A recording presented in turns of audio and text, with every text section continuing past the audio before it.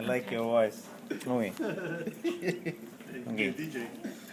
Okay. What we have here? We have a model of the heart, and here this is a sheep heart, and here you can see it's cut open, so you can see more details inside. And this is actual sheep heart. And so first of all, we need to see some of the landmarks. We will do the model real quick before we look at the others. So first, you should see how the heart is located, and you can see it should be like this. Okay, this is to learn the orientation. The heart is a little bit tilted to the left, towards the left lung, and you can see here the main blood vessel, the largest blood vessel, which is the aorta. It's making an arch and is pointing to the left.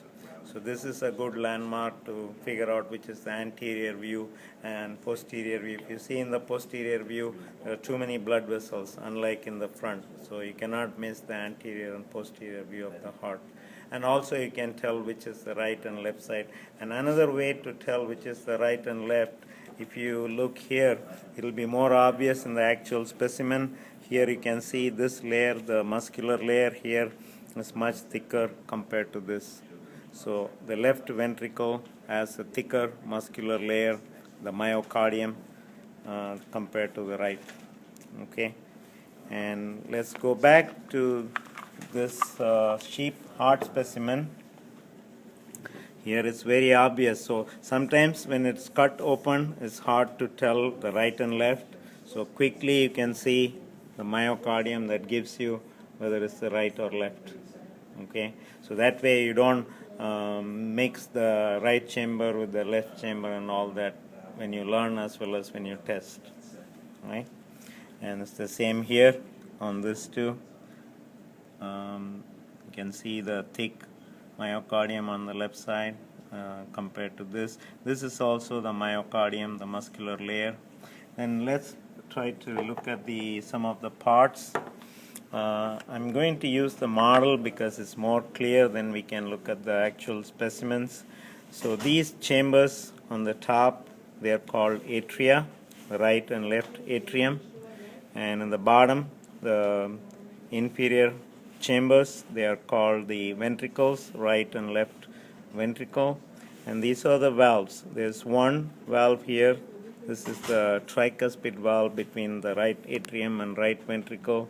And this is the bicuspid or mitral valve between the left atrium and the left ventricle. And if you will look carefully, it has some string or thread-like structures which are called chordae tendineae. And below that they have these raised structures which are in pink. They are the papillary muscles attached to the endocardium. Okay, so these two valves are between atrium and ventricle, either on the right or left. And then there are other valves.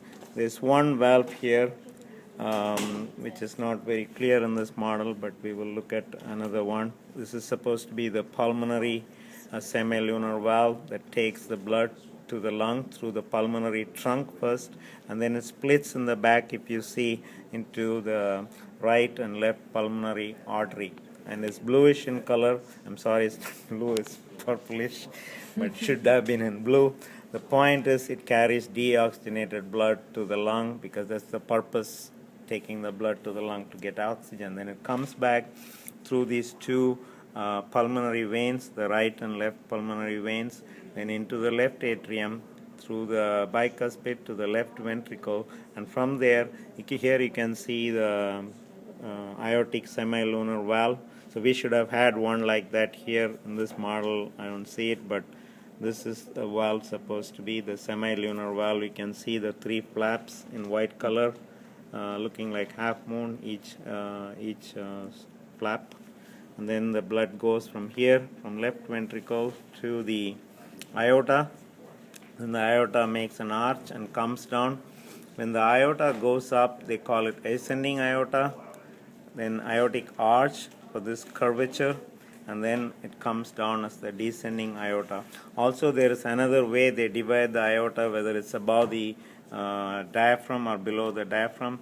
So this portion of the aorta, this part above the diaphragm, is called the thoracic aorta, because it's in the thoracic region, and below the diaphragm you have the abdominal region. So when it goes down, they call it abdominal aorta. So it depends on what is being asked. Name the region of the aorta above the diaphragm, below the diaphragm, or in this cavity, abdominal cavity or thoracic cavity, or if it is specifically pointing to the structure here. So you have to pay attention to that. And then you see the first three branches that are coming off of the aorta. These are the right brachiocephalic artery, the carotid artery, which will branch into right and left carotid later, and then this is your subclavian, left subclavian. These two are on the left, this is on the right. We don't have a left brachiocephalic, only right brachiocephalic. The brachiocephalic will become subclavian, and here on the left it starts as subclavian. Then from that point everything is the same on the right and left. Subclavian will become axillary near the armpit. Can we do this? Okay, so when it goes here, the subclavian will become axillary around the armpit, and then it goes down in the arm, it will be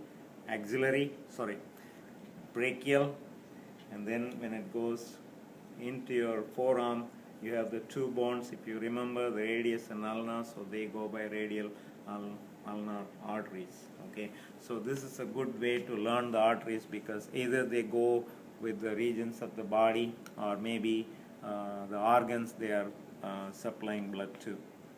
Okay.